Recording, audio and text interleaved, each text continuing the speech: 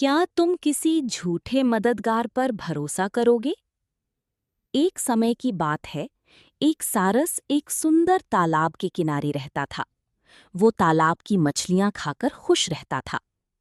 समय बीतने के साथ सारस बूढ़ा और कमजोर हो गया और उसे मछलियां पकड़ना मुश्किल लगने लगा। उसे डर लगने लगा कि भूख के कारण वो मर जाएगा। तभी उसके मन में एक चालाक योजना आई। वो उदास होकर तालाब के किनारे खड़ा हो गया और मछलियां पकड़ना बंद कर दिया। मछलियां, मेंढक और केकड़ी ने देखा कि सारस बहुत उदास है। उन्होंने पूछा, चाचा जी, आप इतने उदास क्यों हैं? सारस ने कहा, एक बुरी खबर है।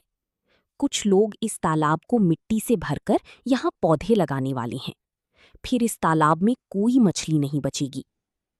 ये सुनकर सभी डर गई। मछलियों ने कहा, आप हमारी दोस्त हैं, कृपया हमें दूसरे तालाब में ले चलिए।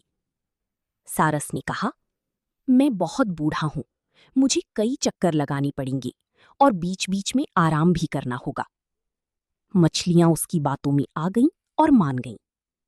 सारस ने एक एक करके मछलियों को उड़ाना शुरू किया, लेकिन वो उन्हें दूसरे तालाब में नहीं ले गया। वो उन्हें एक चट्टान पर ले जाकर खा जाता था। उनकी हड्डियां वहीं चट्टान पर पड़ी रहती थीं। इसी तरह वो रोज मछलियां खाता रहा। अब केवल एक केकड़ा बचा था। उसने भी सारस से मदद मांगी। चाचा जी, मुझे भी बचा लीजिए। सारस ने सोचा, अब केकड़ी का स्वाद भी बदल कर देखता हूं। उसने कहा, चलो, मैं तुम्हें भी बड़े तालाब ले चलता हूं।